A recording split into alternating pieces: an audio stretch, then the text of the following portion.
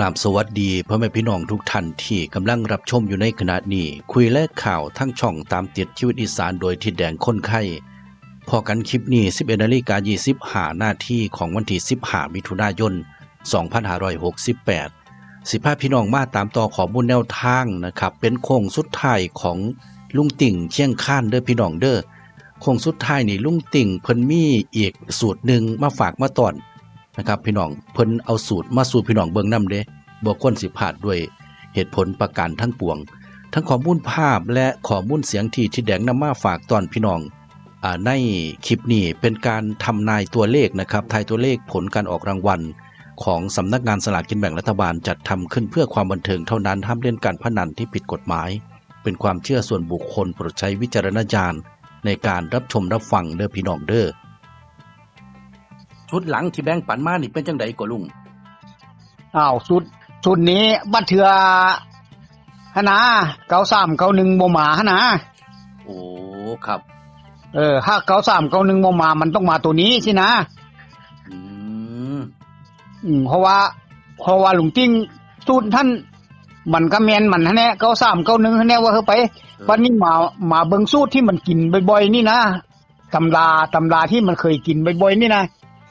มันมาตกม่วง3ม่วงเก่าหั่นแล้วมันบ่ค่อยดีปานใดนะคันถ้าออกบ่ดีนั่นแม่นมันสินะโอ้ครับ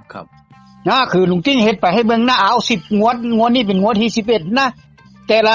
ละงวดนะงวดใดมันมีเลข2ตัวนะ2ตัวหั่นมันสิบ่ค่อยออกสินะเอางวดนี้บัดนี้ลุงติ้งเฮ็ดไปให้เบิ่งก็แล้วตัวอย่างอันผ่านมาหั่น10งวดนี้เป็นงวดที่11นะเลข2ตัวนะที่ลุงติ้งวงแดงๆไว้นะมันบ่ออกจักเทื่ออยู่เฮาไป10งวดนะครับแล้วงวดนี้5มันมี2ตัวก็เอาครับ5มันมี2ตัวเลข5นั่นบ่ออกนะ11ตัวนะวันนี้เลข2เลข3เลข4เลข5เลข7เลข8เลข9นั้นที่ลุงติ้งคิดไว้คิดเดียวนะมันบ่ดีเอาวันนี้ตัวนั้นไปออกใส่กันบ่ได้มันต้องออกใส่ตัวบ่คิดคือ601หั่นนะเอาหยังดูนะอ๋อครับมันต้องบ่ออกใส่หั่นคันถ้าตัวดีตัวเดียวตัวดีนั้นมันสิเป็น60กับ61แค่นั้นเอาแล้วเลข1นั้นมันบ่ใครออกนะครับมันก็เหลือ60ตัวเดียวสินะลุงติ้งเลยใส่ไปหั่น61หั่นก็เป็นตัวรองไว้แต่ว่าลุงติ้งบ่ใส่เฮาไว้มันมี601หั่นนะมันจะออกใส่กันนะหัง16ตัวเดียวสินะเอาแต่ว่าตัวนี้ก็คือยังร้อง91กับ93อยู่แม่นบ่ยังลองอยู่ว่าเฮาไปเพราะว่าให้ไปแล้วครับแล้วอันนี้มันเน้นตัวนี้นะเอาโอ้ครับมาเน้นตัวนี้แต่2ตัว91กับ93หั่นก็ยังอยู่แต่ว่ามาเน้นตัวนี้ให้ไหมสินะมันก็แค่เลข3ตัวนึงแม่นบ่ครับเลขกลางก็36กับ78 76ตัวเก่าหั่นก็เป็น3ตัวคือเก่าเอาที่ใส่ไปหลายๆหั่นก็ใส่ไปให้เบิ่งซื่อๆบ่ได้เน้นคันถ้าเพิ่นมักก็บ่ว่าหยังสินะแต่ว่าให้อยู่ไหนหั่นสินะครับผมเอาสู่เบิ่งซื่อๆเนาะซุ่มนั่นเนาะเอาสู่เบิ่งซื่อแต่เน้นนี่แหละครับเพราะว่า3ตัวก็660 060แล้วก็960แค่นั้น3ตัวเฮาน่ะเอาครับซุ่มนั่นตามสูตรมันมีอยู่ก็เอาสู่เบิ่งซื่อตามสูตรมันมีอยู่เบิ่งซื่อๆครับผมแต่อันสูตรหลังเพิ่งที่ลุงติ้งเฮ็ดไปให้เบิ่งนี้อันนี้แหละสูตรประจำตัวของลุงติ้งนะเอาโอ้ครับแล้วม่วงเก่า52นั้นมันออกม่วงใดแล้วงวดนี้5นั้นไปแทน2เพราะว่า2นั้น5นั้นไปแทนแล้วเป็น5นั้น8ไปแทนนะเอาแล้วมันเป็น85นะซื้อยังได้ซื้อมันก็บ่ออกสินะโอ้โหตามหลักแล้วมันเป็นจังซั่นแม่นบ่ตามสูตรลุงที่ลุงติ้งเฮ็ดให้ไปนะเบิ่งแม่ตัวใดมันออกม่วงนี้แล้วหัวหน้ามันออกม่วงใดนะลุงติ้งเฮ็ดตัวอย่างไปให้เบิ่งนะคันถ้าผู้ใดเพิ่นเบิ่งเป็นเฮ็ดเป็นท่านสบายเพราะว่ามันสิเบาต้นทุนไปนะเอาครับตัวใดที่บ่ออกลุงติ้งคิดไปหั่นแล้วมันนี่มันสิรู้จักว่างวดแล้วนี่มันออกม่วงนี้ ตัวนี้ไปตัวนี้สินะแล้วนี่มันไปแทนม่วงเก่ากันถึง2ตัวนะเอาอืมตามสูตรตัวนี้เอาให้พี่น้องเบิ่งได้บ่นี่เอาเบิ่งรถเอาเพิ่นสิได้มีปัญญาแล้วเพิ่นเบิ่งนำเนาะเพิ่นสิมีวิธีการโอ้มันเป็นแบบนี้เนาะกูเราไปซื้ออันนั้นสินะครับตัวเลขแต่ละตัวที่ให้มามันมีที่ไปที่มาเนาะมันมีแต่ลุงติ้งมันฮู้จักรถเด่นอันนี้นะม่วงนี้นะส่งหอลุงติ้งคิดแดงๆคิดแดงๆก็อันนั้นมันบ่ดีนะเอาอืมขัน5กากะบ้านนั้นบ่ต้องห่วงเลย5กับ2กากะบ้านแล้วนะเอากากบาททับแล้วนี่คือบ่คือแล้วว่าติบ่นอกจากว่ามันสิหลงของเฮาหั่นเอามันสิเลื่อนคว่ำติ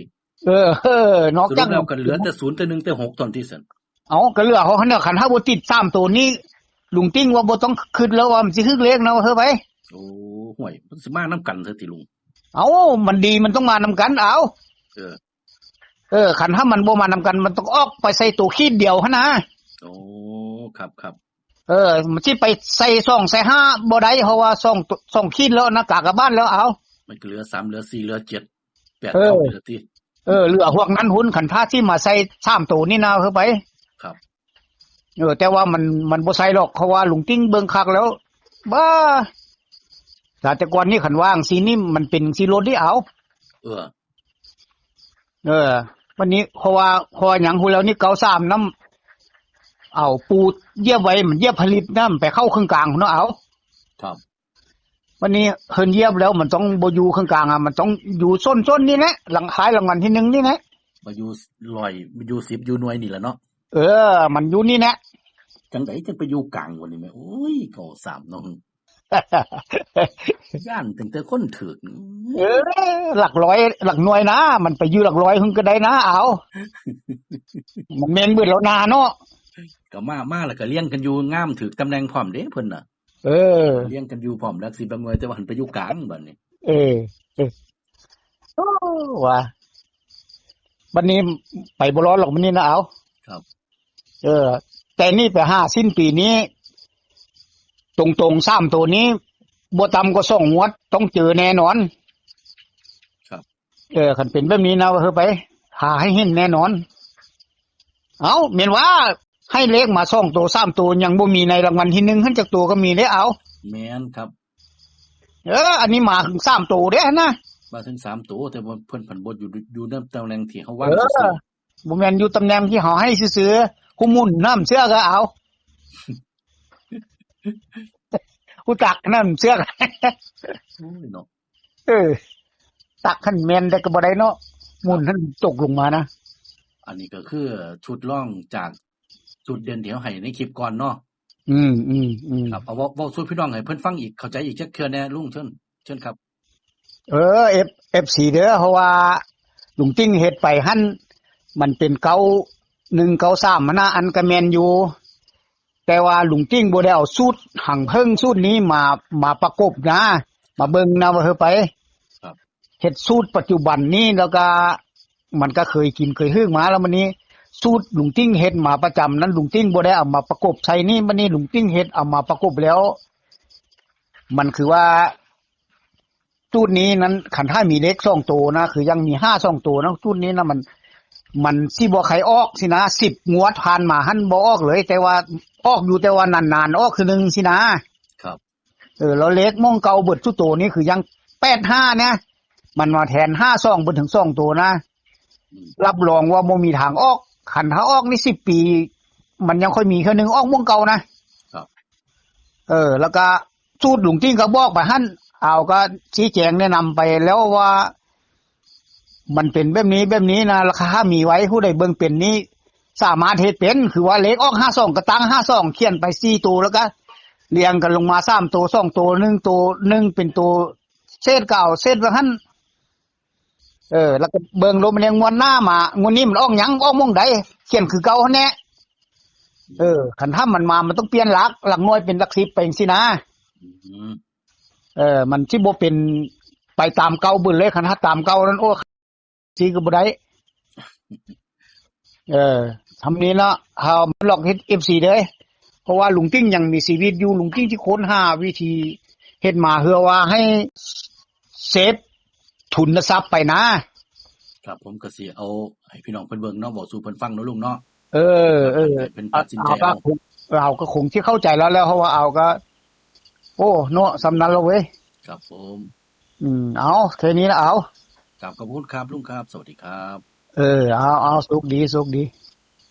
ครับพี่น้องครับลุงติ่งเชียงคานเพิ่นว่าชุดนั้น